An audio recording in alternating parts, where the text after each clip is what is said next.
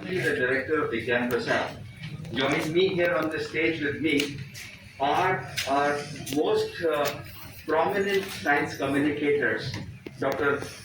T.V. Venkateshwaran, Dr. Kinkini Dasgupta Mishra, Dr. Kapil Tripathi, Dr. Ritu Nath, Dr. Arvind Ranade, and Shri Nimish Kapoorji. Scope that you see in the background is science communication, popularization, and its extension.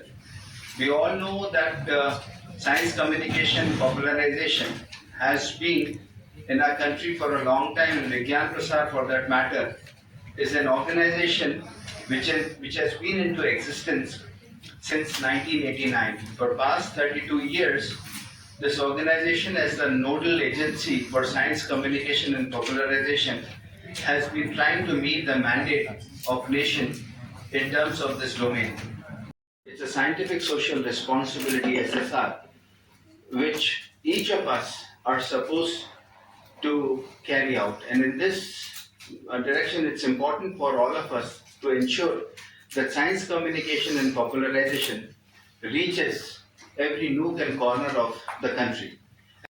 The idea was that in a family, from child to the most oldest person, we cater to it, we make things interesting, and we just want to get rid of the concept that science is a dry and a drab subject. So, about 15 now, we will expand to other Indian languages because we need to reach every individual. It's not enough that you reach with English a small percentage or a few languages with a certain percentage of population in India. जैसा कि अभी बताया गया है कि विज्ञान प्रसार ने अपने 32 वर्ष पूरे किए हैं और इन 32 वर्षों में हमारा उद्देश्य यही रहा है कि लोगों तक विज्ञान की बातों को, विज्ञान जागरूकता कैसे डेवलप की जाए हमारे आम जनों में, इसके लिए हमने विभिन्न मीडिया के लिए कंटेंट डेवलप का काम किया है। और आज इसको कार्यक्रम के माध्यम से हम एक फोकस वे में, कंसंट्रेटेड वे में काम करना चाहते हैं, जिससे विभिन्न भाषाओं के माध्यम से विज्ञान की जानकारी विशेषकर बच्चों, अध्यापकों और कॉलेज गोइंग स्टूडेंट और आम जन के लिए पहुंचाया जाए। हमारा ये मानना है कि मिनिमम साइंस फॉर ऑल, एक लिमिट होना चाहिए। मिनिमम साइंस सभी लोगों को की जानकारी होना चाहिए। जैसा कि अभी बताया गया है कि बहुत सारी इशूज हैं, चाहे वो क्लाइमेट चेंज है, आर्टिफिशियल इंटेलिजेंस है, डेटा साइंस है, इसके बारे में सब जानना चाहते हैं, लेकिन उनको आम भाषा में कैसे और विभिन्न मीडिया के माध्यम से कैसे पहुंचाया जाए, इसके लिए विज्ञान प्रसार निरंतर काम कर रहा है।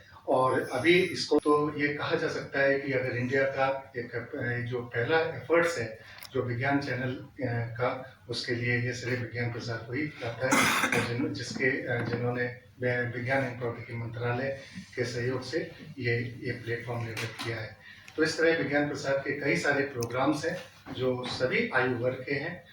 Bengal science communication popularization was not new.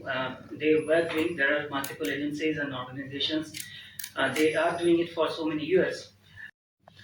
अक्सर अगर आप विश्व में देखेंगे तो जितने भी प्रगत राष्ट्र है, फिर उसमें चाइना हो, रशिया हो, फ्रांस हो, जर्मनी हो, अगर वो विकसित राष्ट्र हो पाए हैं तो उनकी मुख्य कारण होगा, ज्यादातर देखेंगे तो उनकी मातृभाषा में हर प्रकार की चीजों के बारे में काम करने की जो ललक है वो है। अब ये सवाल बनता है कि फिर भारत में कौन सी ऐसी एक भाषा है? नहीं है।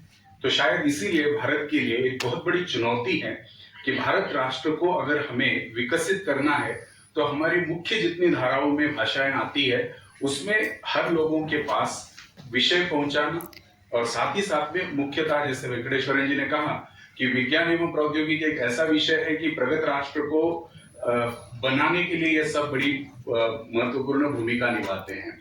Whether it was old, whether it is new, that's essentially the idea.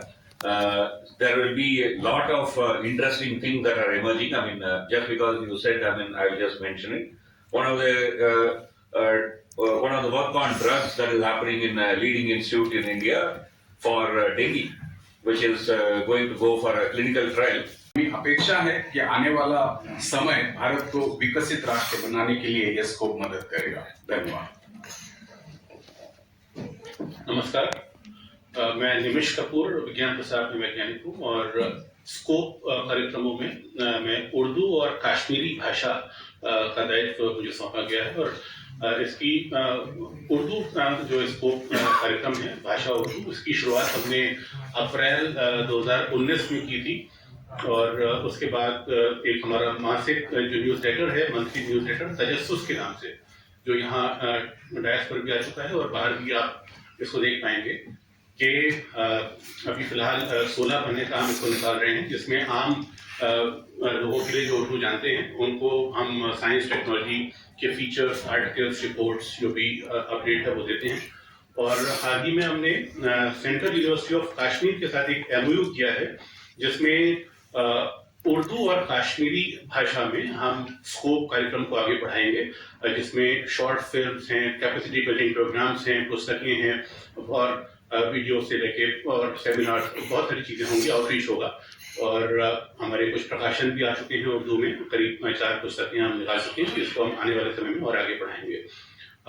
Scope Urdu और कश्मीरी के अलावा पब्लिकेशंस प्रोग्राम को मैं करने चार्ज हूँ विज्ञान प्रसार में, और विज्ञान प्रसार के पास लगभग 375 से अधिक हिंदी, अंग्रेजी और अन्य भारतीय भाषाओं में लोकप्रिय विज्ञान की पुस्तकें हैं। अलग अलग हमारे ऑथर्स, जिनमें जर्नलिस्ट भी हैं, साइंटिस्ट भी हैं, साइंस कम्युनिकेटर्स भी हैं, टेक्नोक्रेट्स भी हैं, उनके द्वारा लिखित आम भाषा में वो पुस्तकें उपलब्ध हैं विज्ञान प्रसार की वेबसाइट पर, आप इसको देख सकते हैं। और एक और हमारा नेशनल फ्लैगशिप इवेंट है, national science film festival of India, जिसमें हम कोशिश कर रहे हैं कि साइंसदानों के साथ, साइंटिस्ट, स्कॉलर्स के साथ में हम बॉलीवुड को जोड़ें। और इस फेस्टिवल में हमारे देश के दिग्गज फिल्मकार अमिताभ बच्चन जी, शेखर कपूर जी और तमाम श्याम बेनेगल साहब के साथ में हमारे नामचीन वैज्ञानिक, हमारे journalist, authors, writers, scholars, policy makers सब जुड़े हैं। और ये हमारा इवेंट साल में एक बार होता है 5 दिनों के लिए, जो अभी हाल ही में आयोजित इसको होना है। और उसके अलावा एक और मैं प्रोग्राम, वो कैपेसिटी बिल्डिंग का जो प्रोग्राम देखते हैं, उसमें हमने अभी हाल ही में दिल्ली यूनिवर्सिटी रामलाल आनंद कॉलेज के साथ में एक कोर्स लॉन्च किया है साइंस कम्युनिकेशन का, जिसमें कोई भी UG और PG का बच्चा एडमिशन ले सकता है। और जो मीडिया या मास कम्युनिकेशन में हमको जो चीज़ मिसिंग लगती है, जहाँ पर राजनीति, खेल, बॉलीवुड, अर्थ जगत, क्राइम के अलावा जो बचता है वो साइंस, टेक्नोलॉजी, डेवलपमेंट की बातें हैं, वो एग्रीकल्चर या नैनो टेक्नोलॉजी या समुद्र की बातें हैं। तो वो बातें शायद हमारे पत्रकारिता के पाठ्यक्रमों में कवर नहीं हो पाती। तो हमने कोर्स डिजाइन किया है, अभी एक शॉर्ट टर्म कोर्स है और करीब 40-42 घंटे का कोर्स है, जिसको हम और विस्तार देंगे और अलग अलग यूनिवर्सिटीज में अपनी भाषा प्रोग्राम्स के जरिए हम भाषाई पत्रकारों को विज्ञान और टेक्नोलॉजी में ट्रेन करेंगे। तो ये फिलहाल हमारे कार्यक्रमों का